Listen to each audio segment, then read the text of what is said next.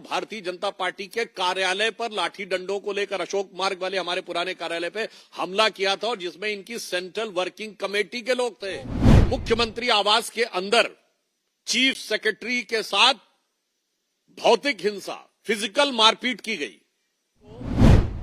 अपनी ही पार्टी की सांसद स्वाति मालीवाल के साथ मारपीट, और ये उनकी उसी अराजक प्रवृत्ति के अनुरूप है जिसमें वो चीफ सेक्रेटरी के साथ मारपीट कर चुके हैं और अपनी सांसद के साथ मारपीट कर चुके हैं। आम आदमी पार्टी से हमारा सीधा मानना है, आप घर में क्यों घुसना चाहते थे?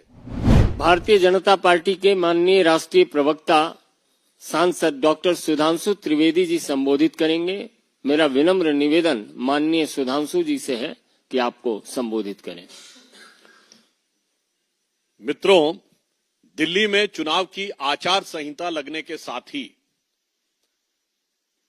भ्रष्टाचार के स्मारक की हकीकत तार तार होकर जनता के सामने आती जा रही है और उसी के साथ साथ राजनीतिक शिष्टाचार को किस प्रकार से ध्वस्त किया जा सकता है और राजनीतिक आचार विचार को अपने भ्रष्टाचार को बचाने के लिए किस ढंग से ध्वस्त किया जा सकता है, उसका उदाहरण दिखाई पड़ रहा है।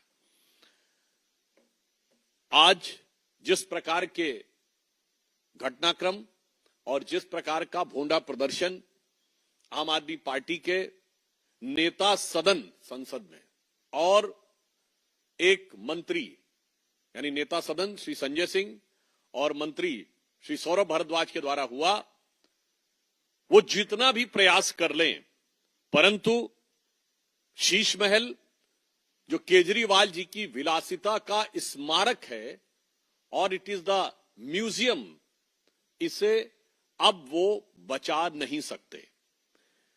दिल्ली की जनता को जिस निर्लज्जता के साथ लूटकर इस शीश महल का में अनेक प्रकार की सुख भोग की वस्तुओं का संग्रहालय बनाया गया, उस हकीकत से वो बच नहीं सकते।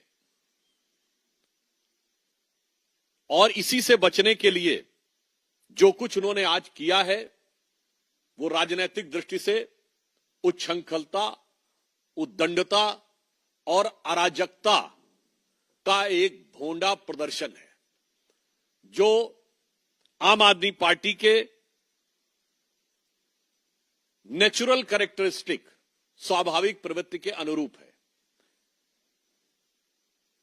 इस विषय का तकनीकी पक्ष भी बताएंगे, मगर उससे पहले मैं बताना चाहता हूं, यह आम आदमी पार्टी का नेचुरल कैरेक्टर है कि हमेशा अराजकता पैदा करना, और इसी कारण माननीय प्रधानमंत्री जी ने इन्हें आपदा कहा है।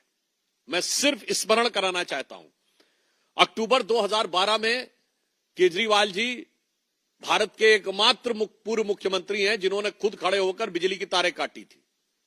यह इनकी अराजक प्रवृत्ति का उदाहरण था।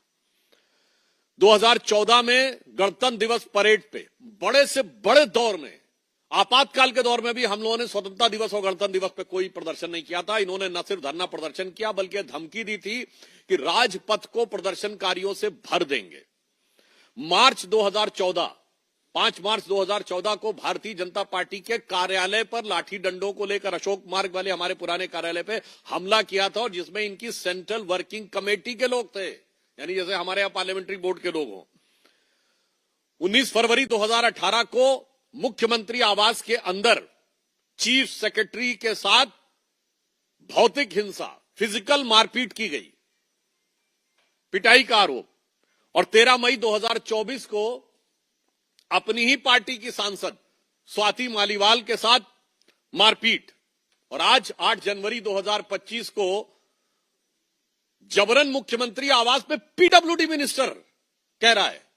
मैं उनसे पूछना चाहता हूं, अगर आपकी बातों में रत्ती भर भी सच्चाई थी तो आज चुनाव आचार संहिता लगने की इंतजार क्यों कर रहे थे आप? कल तक तो पीडब्ल्यूडी मंत्री महोदय के हाथ में सब कुछ था। ये लाचारी है या बाजीगरी है, ये दिल्ली की जनता भली भांति समझ रही है।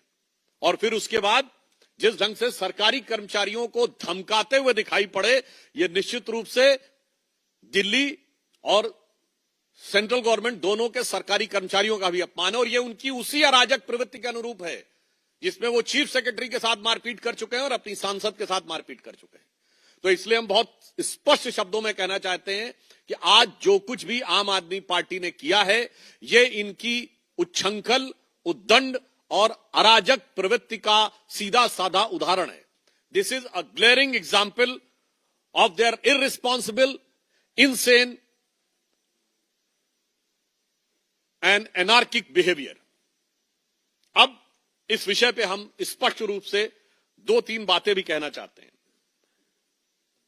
क्या यह सत्य नहीं है कि मुख्यमंत्री आतिशी जी को पीडब्ल्यूडी ने 2 नए आवासों का प्रस्ताव दिया था, जिसमें एक राजनिवास रोड पर और दूसरा दरियागंज में। दूसरा पॉइंट, यह अपने आप में नियमों का सीधा उल्लंघन है। यदि कोई भी सरकारी निवास किसी को भी मिलता है तो वो किसी दूसरे को, जिसको अलॉटेड है, सीधे ट्रांसफर नहीं करता, टेक्निकली डिपार्टमेंट पोजीशन लेके उनको ट्रांसफर करता है। हम लोग भी पूर्ववर्ती में जो भी हमारे घर में सांसद रहते थे, तो हमने उनसे पोजीशन नहीं लिया है, पोजीशन सेंट्रल पीडब्ल्यूडी से लिया है। तो उसी प्रकार से ये कैसे इन्होंने कह दिया कि सीधे उन्होंने उनको दे दिया था। दूसरी बात, इतने लंबे समय तक उनकी सरकार रही, तो क्यों नहीं इन्होंने इन 10 सालों में उसे मुख्यमंत्री के आधिकारिक आवास के रूप में ऑर्डर जारी कर देते, अन्यथा दिखाएं कि वो मुख्यमंत्री का आधिकारिक आवास है। मुख्यमंत्री को 2-2 आवास आवंटित किए जा चुके हैं, परंतु उन्होंने अभी तक इसके बारे में कोई स्पष्टीकरण नहीं दिया है। इसलिए सरासर झूठ बोल रहे हैं कि वो मुख्यमंत्री का आधिकारिक आवास है।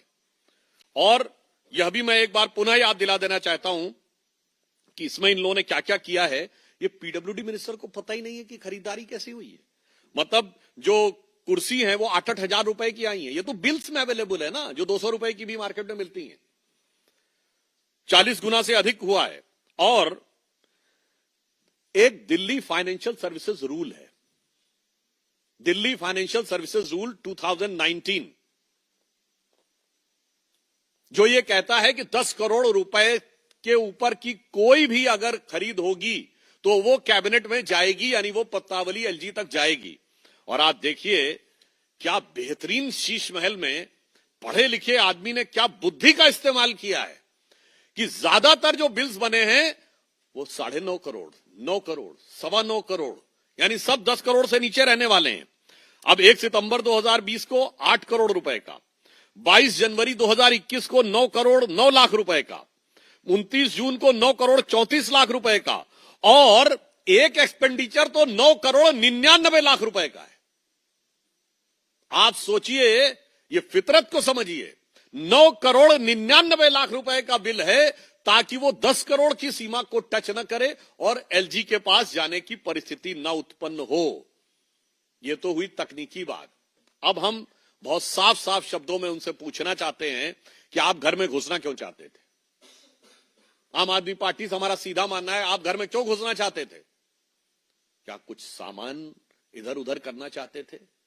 क्योंकि अब वहां पे जांच के अधीन आ गया है वो क्षेत्र, तो वहां की व्यवस्थाओं में कोई ऐसी चीज आप उत्पन्न करना चाहते थे, या आप कुछ छुपाना चाहते थे? वो तो अब मुश्किल हो गया है।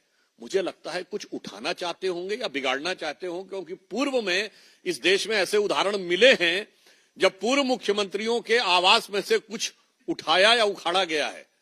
तो मैं आम आदमी पार्टी से पूछना चाहता हूं कि आप कुछ उठाने या उखाड़ने की फिराक में तो जबरन घुसने की ये घबराहट, बौखलाहट या खिसियाहट तो नहीं दिखा रहे थे। और दूसरा मैं पूछना चाहता हूं कि ये जिस प्रकार का आचरण दिखाने का प्रयास कर रहे हैं, उससे एक बात बहुत स्पष्ट है कि आम आदमी पार्टी को अब अपनी पराजय दिल्ली में दीवाल पर लिखी इबारत की तरह साफ दिखने लगी है। भारतीय जनता पार्टी का सदस्य बनने के लिए 8800002024 पर मिस्ड कॉल करें। निवेदक, भारतीय जनता पार्टी, बिहार।